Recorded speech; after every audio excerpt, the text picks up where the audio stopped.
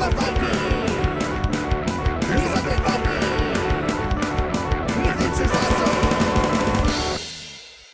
everybody, this is me, the Undead Viking, and this is Evil Corp. Evil Corp is a game for 2 to 6 people, in which each player is going to be like running a, well, they're going to be like a megalomaniacal CEO of like an evil corporation. Each one has like this lofty goal that they say they're going to be trying to improve the world by doing, but in fact, what they have is an evil subversive plot they have for the world, and how they are not trying to destroy it so much as maybe just trying to twist it and mold it into what they think would be the best future for life on this planet. And because they're kind of like secretive and subversive and everything like that, they aren't going to be like warring against the people of the world. They're going to be warring against the other super evil corporations and CEOs. And you will be like, you know, duking it out a little bit and, you know, playing nasty tricks on each other. But, you know, in a lot of ways, what you're going to be doing is that each one of you has this secret plan, and you're going to be racing against each other to try to get your secret plan done first, so you can claim ownership of the planet and all that dwell within it.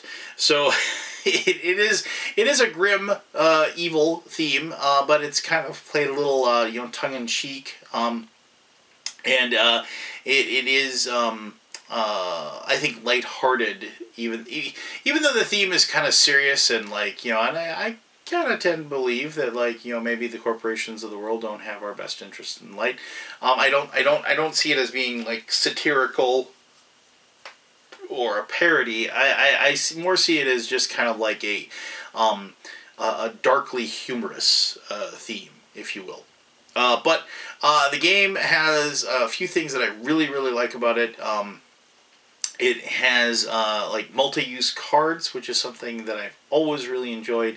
It has a pretty cool economy going on with it, and also it fosters a game beyond the game as far as table talk and people wheeling and dealing with one another, and, like, you know, trying to, you know, there's like the social aspect of the game that I enjoy, that these types of games tend to foster. Let me show you how the game is played. It shouldn't take very long at all. It is fairly straightforward, but it is, you know, I just want to make sure you understand how the game, how a game turn runs, and then we'll come back here and I'll give you my final thoughts on Evil Corp in this cool looking box. Alright, cool. Alright, so this is Evil Corp. I'm going to show you how the game is played. Just quickly letting you know, this is a prototype that I was sent, so what you see in front of you may or may not look like the final published game, but I'm guessing it's going to look quite a bit like what you're seeing in front of you. I have set up the game for all 6 people.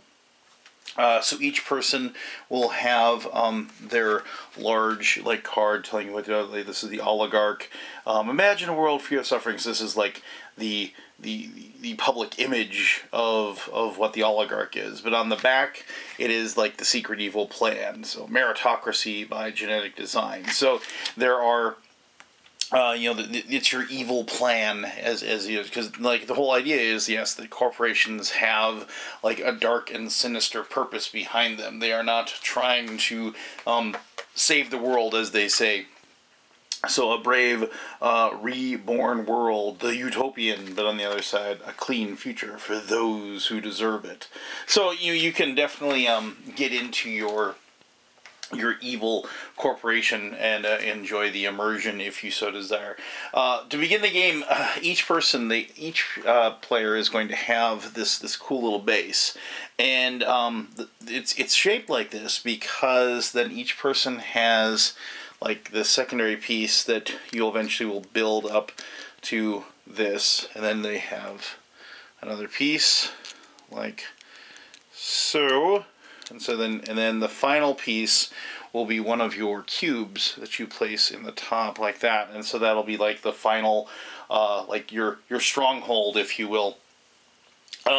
This will signify how far along you are on your secret plan.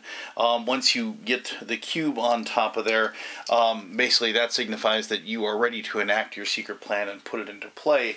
Usually, and I say usually just because of the fact that in order for your secret plan to go into play, you need to collect the right cards, and those would be the cards of your color. But I'm getting a little bit ahead of myself. Also, the level of your your base will also determine like your hand limit. You start off with a hand limit of 3 cards. As you increase each like phase of your plan, you'll increase your hand limit by 1. So after you've built up everything, you're going to have a hand limit of 6. And hand limit is actually very, very important in this game, mostly because you are trying and searching for the right cards that are actually going to enable you to finish off your plan. Building up your base is something that's very important. But anyway, once again, getting a little bit ahead of myself, let's just step back and I'm going to tell you exactly what happens on your turn. So each person on your turn, you'll go through a set number of phases. And just like any other game, person takes a turn, the next person goes, next person goes, next person goes, and so forth. There are 2 different types of cards in the game. There are these opportunity cards. These are the cards that you have a hand limit for, and we have the world event cards. And I'll show you the world event cards here in just a little bit. At the end of each one of your turns, each player will draw a world event card, and which will affect what's going on out here. There are also some other cards that I will talk about at the end of the video. This is like kind of advanced play that will give the players special powers and abilities that they'll be able to use during the game. This is more of the vanilla version of what is going on. Alright, so at the beginning of the game, each person will have 3 of these cards. On your turn, the first thing you're going to do is you're going to collect your income. You're going to collect $2 billion for your base, and then $1 billion for each one of your businesses. So you can see the colored businesses are out there. Each person starts the game with their base and 3 businesses that have to be in 3 separate zones. Later on, you'll be building more businesses and putting those out on the board, and they can be anywhere. You can have a business in the same spot as another player. It doesn't really matter. What matters is that there are going to be certain effects that are going to affect the revenue of your businesses when they because of world events. So sometimes like having like a diverse a group of businesses out and about in the world will be good, but then it could also be bad because when bad revenue effects happen, if you are in every single spot, it's going to affect you no matter what, because it is determined randomly. But alright, so in this case, we have our base, which is worth $2 billion, and 3 businesses. So we get $5 billion for our starting income, and that and these are, as I said, these are these $1 billion bills. Money is like important, obviously, because it's the currency. It's the resource that you're going to be using during the game that enables you to play cards. But there is a it's kind of weird how as the game progresses, you're going to need more and more stockpile of liquid cash on you in order to enable yourself to put yourself in the chance to win. But at the beginning, people use their money pretty freely. But anyway, so I drew 3 cards randomly. And if at the beginning of your turn you do not have your hand limit full of cards, you do draw up to that. Right now our hand limit is 3. You start with 3 cards. I have those 3. If you do want to discard cards before you draw, you have that option as well. You can discard them so you can redraw back up. So you don't get stuck with cards in your hand. So here we have these 3 cards, and I'm going to talk about this phase number that's up here. That is the phase of the plan. Everybody's attempt to take over the world has a 3-part plan, and we got lucky. We actually got our color, but it is phase 2. Meaning that we can't enact that actual plan until we actually get a phase 1 plan. And we actually didn't get any phase 1 plan cards, so that's a little unfortunate, but it's not that big of a deal. You are allowed to buy you are allowed to buy cards for $3 billion, though you can't go over your hand limit. So it's one of those things where it's like maybe you play a card, then you're going to spend some of your money, things like that. And also, if you are ever like do something that seems like it would be a like you made a mistake. This is one of those weird things where you have games where it's like, oh, can you cheat and get away with it kind of thing. And, it kind of reminds me a little bit of the old school Illuminati game from Steve Jackson Games, if you're familiar with that one. If on your turn, like let's say you bought a card for $3 billion and you went over your hand limit, and somebody else at the table realizes they can yell audit, and they're going to audit like your hand size and did you go over it. If they can prove that you made a mistake, you actually lose. You have to pay that person $2 billion. If they call an audit out for you and you didn't, then they have to pay you a penalty of $2 billion. So it's something out there that allows players to kind of if you want to tempt and see if you can get away with maybe playing a little bit fast and loose with the rules of the board, you can. Now that's in our games we never really ran into that situation, though we did have some situations where people had forgotten what their hand limit was and made a mistake, and that counts too. If somebody audited them, that would work. So I'd like to think that people wouldn't try to cheat on purpose, but regardless, I'll talk about that in my final thoughts. But so each one of these cards is going to have like a cost on them, which here is like a $5 billion, and that's how much it costs to play that card. Here, and then it says it says this APAC Tokyo. So what that says is that if I wanted to, I could pay $5 billion and I could use this card to build a business in Tokyo, which would be in this spot right here. Here's the APAC, and here's Tokyo right there. I could use that card for that purpose.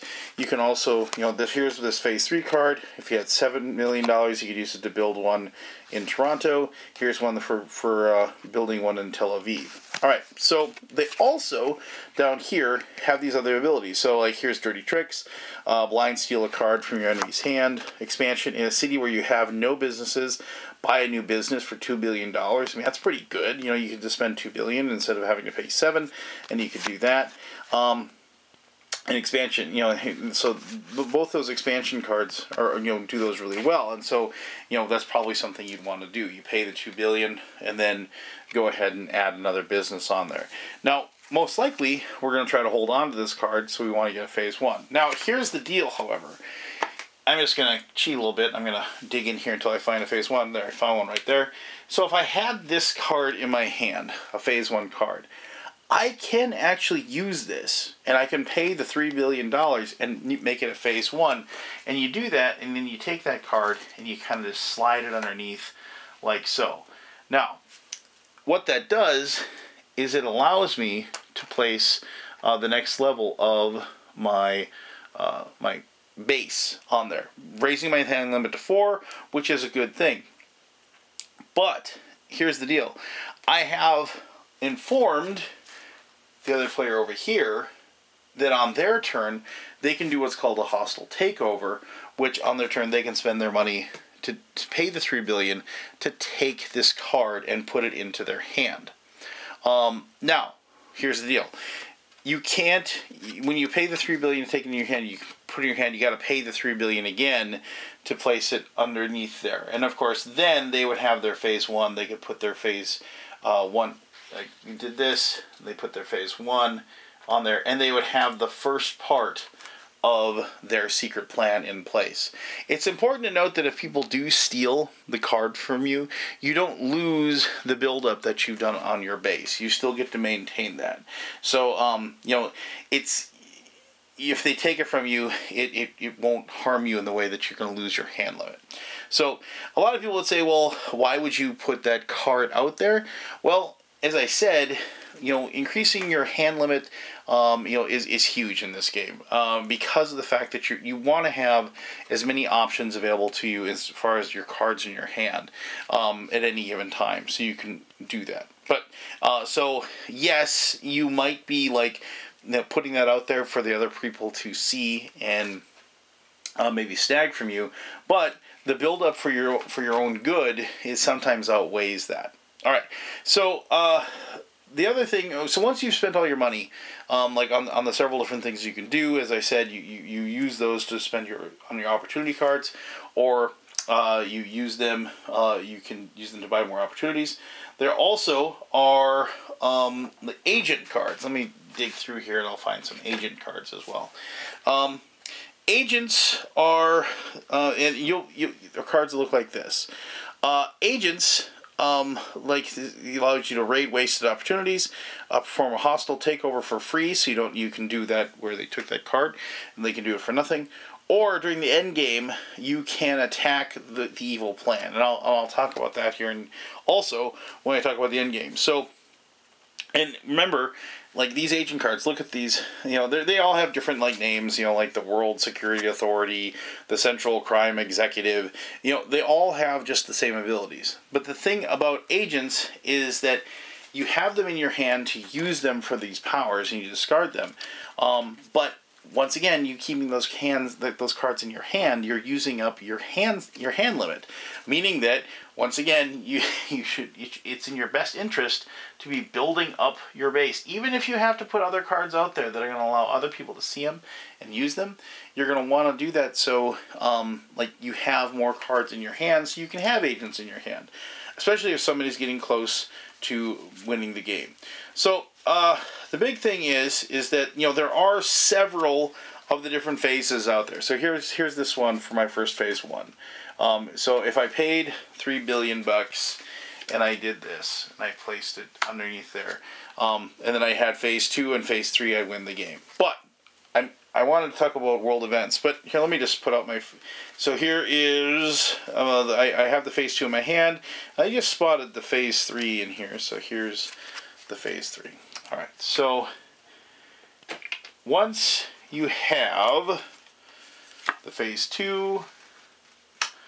And because I actually wanted to show you these. I wanted to show you what it says. So here is the acquire your R&D startup. So here, this is that is Setua. Okay, and then the second part is complete the prototype of the Pansuphicon, and the final one is reveal the killer app of Clinical. So like they have, I think it's kind of cool how they have that plan in place, but.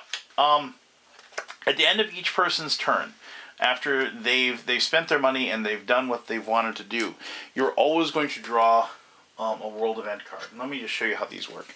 So world events, like here's one that says denationalization, and it says extra revenue. So what happens is that when you have this, you roll the die, and then depending upon your die roll, you're going to then apply it to the location. So we're going to go with 1, and so here 1 is actually Eurozone because you might not be able to see that. But then you just slide this underneath like so to show that now this area right here has an extra revenue of $2 billion. So which is good, right? Because that's my base. That was a good thing. Sometimes, like you will roll. This isn't an extra revenue, so it's a one-time thing. But it says nothing. Nuclear meltdown, nothing. There's no revenue and no acquisitions for that particular spot. And let me see if I can find one. Like here is lead in the water supply. So like whoever is in that area costs them $3 billion. So there's things like that can happen. There's also these cards that it says reset, remove events and discard. So you reset the board so that like these places that have like the different revenues on there, if when you draw one of those cards, you get to get rid of all of those and and start over. Also, there is this card where it's like shuffle. It says shuffle the discards back into decks, and so if you have a player that are like, all my cards that I needed that I could have used are gone, I'm screwed right now. Well, as soon as you get one of those shuffle cards, they're gonna have that opportunity to do that. So, two other things. So, I'm going to talk about bankruptcy, and I'm going to talk about the end game. So, with when you have a bankruptcy, that's basically what you would think. When if at any point you can't meet or escape a financial obligation, you are bankrupt. You're going to get one of these checks that says bankrupt. Being bankrupt is not bad. It's one of those things where it's just going to slow you down just a little bit. When you're bankrupt, however, when you have this in front of you, like just place it on your token there, or on your character board there. You're immune to any effects of nasty business attacks that people would have, or immune to world event, disaster, philanthropy. So basically, once you're bankrupt, nobody can hit you with anything. But you can't collect revenue on your next turn. But on your next turn, what you do is you actually flip this over to the side that says rebrand, which I think is kind of cute, actually. It's like, oh, our corporation, we're going through a rebranding right now. A kinder, softer, gentler oligarch for your world needs, if you will. And then, so that's your turn. And you still have to take your turn. I mean, if there's actions you can do with your cards or whatever, you can do that. But then when it comes back around, you'll go ahead and discard the rebrand token, and you lose your immunity. As long as that token's on there, you're still immune to anybody, hitting you with an event or a nasty business card. But then you get rid of that, and then you can collect your revenue as normal, and then you can get back in. Like I said, it won't destroy you, but it will slow you down a little bit. All right, so now how does so at the end of the game, what happens is that you've got all three of your colored phase cards in front of you. You enact your secret evil plan. Basically, everybody has one last round. So basically, you've done this, starting with the next player. Everybody gets one last chance to try to stop you. And what happens there is that people are going to use your agents, the agent cards that they have, if they have any. Remember, this is where you've been holding on to those cards. Hopefully, you have a large hand size. So you have some on. You are going to try to subvert the R&D team, which then will allow you to go after the prototype, and then will allow you to destroy your killer app. And so what you do is you play an agent, and all they do is they roll a 6-sided die, and then you have to, to defend it, you roll a 6-sided die as well, and you get a bonus of +1 here, a +2 here, and a +3 here. And so if you can beat that roll, which I would, that agent would be discarded, and then if they have other agents, they'd be able to try. It's tough to defeat it because basically everybody's got to have enough agent cards to give it a shot, and usually, more often than not, they fail in our situation. You've much better chance of stopping somebody from winning the game if you are actively trying to prevent them from getting their cards and things like that than you are any other way. So, but, you do get one last shot. It isn't a situation where they get all the three of the cards and the game is over. If they do manage to cancel out all three of these phases, though, you've been outed, and you are out of the game. You can't win. Which, it is player elimination, but like I said, it rarely happens, and the game's almost over at that point, because I've found that, everybody kind of grows at the same rate. So, you're not going to be waiting around very much, after you've been kicked out of the game. Alright, so, you can then, basically, if you aren't stopped, you win the game. This isn't like a victory point game or anything. This is you defeating the other players and claiming victory. There is something to be said about playing the evil guy, or basically playing the subversive evil guy. Something I really like. So the theme's really fun, and I did want to. Oh, I apologize. I did want to talk to you about these cards. So each one of these cards, and these cards for that matter, will go to each person. So here, like the oligarch bailout, it gets out of bankrupt free, but it's one use only. The visionary, move one business to any other city on the board, one use only. Collect revenue using best enemy's assets with the technocrat, one use only. So, and these are just little special abilities that you have that you'll have depending upon the different abilities or whatever. And here so it adds a little bit of flavor to the game, and adds a little bit of a switch, if you will. But it doesn't break it, and these abilities are just, you know, like ways to, you know, break the rules slightly.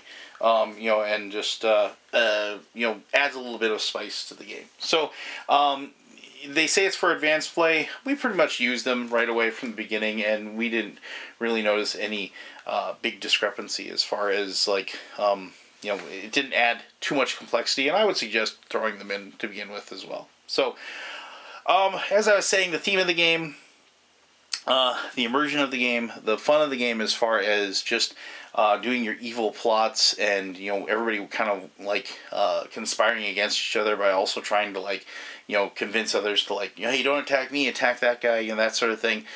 Making the game a lot of fun. You know, and this is a game that is right up my gaming group's alley. I knew we were going to like this. We love playing the bad guy, and we really, really enjoyed it. But let me talk more about that and more in my final thoughts. Jeez. Okay. Evil Corp. There you go. That is how the game runs and how it is played. So I've already kind of discussed the things I really liked about it. The things that I enjoyed beyond like the kind of darkly humorous theme, like I said, was the fact that, like, you know, I do like games like this that the turns kind of click pretty easily.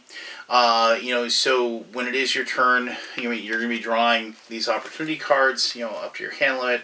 But then, like, and then, you know, getting your income, of course, and what have you. But then, you know, the turns go fairly slick, you know, as far as, do I use this card to put a business down? Do I use it for the little special power that's on the card? You know, which cards am I going to hold on to? Which cards am I going to discard? I mean, and you got to remember, like, there's tons of these cards. So, like, one of the things that one of my friends were worried about when we were playing it, they're like, wait a minute, so what if somebody gets all of my Phase 1 cards and they just hold on to them? Well, but that doesn't going to happen. Because, one, there's going to be tons of those cards out there. Two, you don't want to stagnate your hand with those cards. And three, you know, as you learn, as you play the game, you're like, wow, you know, being able to have 6 cards in your hand is super important, especially in later on in the game when you're going to need, like, super important, like, you're going to need certain cards in your hand for the powers that they're going to give you, like those agents, and you know, and also, like, just for, like, you're going to have, like cards that, like, block attacks. This one has, like, the bottom it says, it's a counter card, so it can block any nasty business or force a reroll of a die. You know, it's things like this. So you're going to be holding on to cards in your hand that, like, they're going to have a purpose. You're waiting for something bad to happen, waiting for somebody trying to mess with you, and then you're going to play that card and put it down. Now, this might be a blue 3, and the dark blue player might, you know, the person running the Technocrat, which is, you know, this one, they might be waiting to see one of these cards show up, and, you know, when you discard it, it's going to get, you know, shuffled back in. But the bottom line is, there's lots of these blue Phase 3. There's lots of the green Phase 3. There's lots of the light blue Phase 3. So the idea that somebody could somehow get all of those cards and keep them in their hand, like, oh, well, you can't get it, it's not going to happen. So you don't have to worry about that aspect of the game. You know, so, and yes, sometimes you might feel like, you know, it's like, why have I not found my green Phase 2 card? Why can't I get one of those into my hand? Well, it kind of falls upon the player then to use any Phase 2 possible to build up to a level 2 base, so they get more cards in their hand. But it also falls upon them to, like, start burning through cards on their turn. Like, you know, discard those cards and get some other ones. Discard those cards, get some other ones. Those sorts of things. Use cards to steal, that allow you to steal cards from other people's hands, and do that. You know, start plumbing their hand to see if you can find cards that, you know, they have. So there's ways, yes, there's ways around, like, a bad luck situation where if you can't get that particular card. And the bottom line is that, you know, playing, like, somebody else's Phase 1, 2, or 3 card in front of you to build it up, yes, they can then steal that with a hostile takeover, admittedly with an agent it's free, but you're costing them more money in order to do it. So anytime you can cost somebody money, you're going to be slowing them down. So it's not like, it's a bad idea to put that card out in front of you and just to build up your base. So I know a lot of people, when they first thought of it, they're like, oh, it seems weird that, like, but it's a problem that kind of solves itself in the game once you played it and you realize what you're doing. I enjoy games where I get to be the bad guy. I mean, that's just kind of like one of those things. I mean, I've loved that theme when it comes to computer games. I like being the DM during D&D because of the fact that you do get to play the bad guys. Heck, I've always enjoyed or liked bad guy wrestlers. If we're going to talk about kind of like the scope of things, I've always thought that like the bad guy wrestlers had the more interesting job when it came to professional wrestling. Just because of the fact that that was what they did. They were ultimately lose. The bad guys knew that they were ultimately lose, but they made a good show of it, if you will. All that being said, it's just when you get to portray the evil corporation, which I mean, as I said, I don't think corporations just definitely have it out for us, but I mean, I'm sure there are corporations out there that the money, the bottom line of money is more important than the humanitarian purposes that they serve. Being able to kind of step into that kind of alternate world and kind of explore it a bit, through a role-playing aspect of playing this game, definitely, just kind of, makes for a fun experience when you're sitting at the table. And yeah, I mean, you could just, here is the we can live forever, the savant, and your ideas through cybernetic technology, you can keep people alive forever. But their evilness is that only God decides only a God decides who lives and dies, and so the whole idea is that yes, once you have the power over life and death, you would use it for evil and decide who gets to live forever and who does not, and you would control this huge corporation that would be rife with evilness and corruption and whatever. So it's kind of fun, if you will, to kind of inhabit that person's psyche. And we definitely had fun sessions where we would, evil maniacal laughter, or steepling of the fingers, or discussing the large chairs in our CEO rooms that we'd be sitting in as we look forward to the world being brought to its knees before us.